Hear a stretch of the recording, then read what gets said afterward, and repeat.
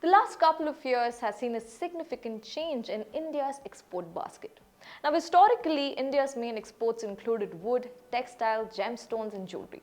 But today, two-thirds of the total exports are made of manufactured goods. Now, in this context, mobile phone exports quickly surpassed $5 billion in the first 7 months of fiscal year 23. The fact that this figure is higher than the $2.2 billion India generated during the same period last year makes it a big positive. Now, at the current pace, cell phone exports are likely to surpass the entire fiscal 22 figure by early December. Now, these export numbers also come on the back of recessionary fears that has subdued demand in Western economies. Now, what exactly is propelling the rise in mobile exports? Over 90% of India's exports of mobile phones have come from Apple and Samsung, which is supported by the Production-Linked Incentive Program. Now, according to officials, Samsung Galaxy M and A series as well as iPhone 12, 13 and 14 are exported from India. Now, the India Cellular and Electronics Association also claims that India's reliance on mobile imports has decreased drastically from a high of 78% in fiscal year 15 to about 5% in fiscal year 22. The PLI scheme has attracted the world's largest mobile phone companies such as Apple and Samsung to expand operations and set up new bases in India. Now, India's export basket is only expected to diversify, and these cell phone export numbers are only expected to rise.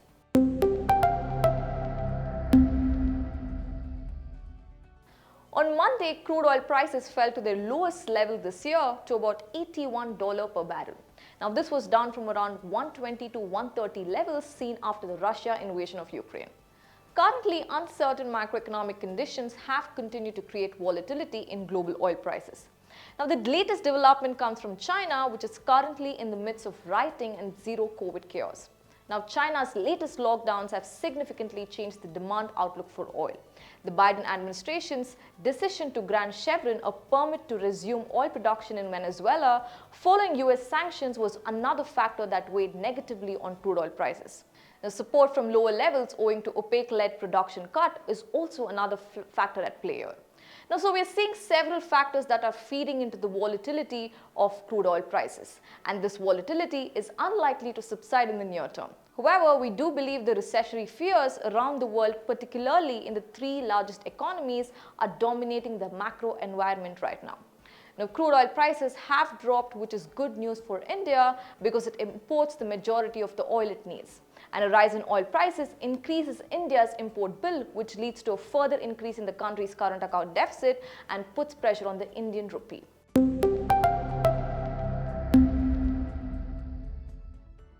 So what does these news mean for you? The significant increase in India's cell phone shipments can be attributed to the government's Production-Linked Incentive Scheme, which has pushed global manufacturers to increase production in the country. This will have an indirect positive impact on you. Low crude oil prices is good news for India as it depends heavily on imports. However, crude oil prices are expected to remain volatile as there are a number of factors at play here which are feeding into a highly uncertain outlook. This will have an indirect neutral impact on you.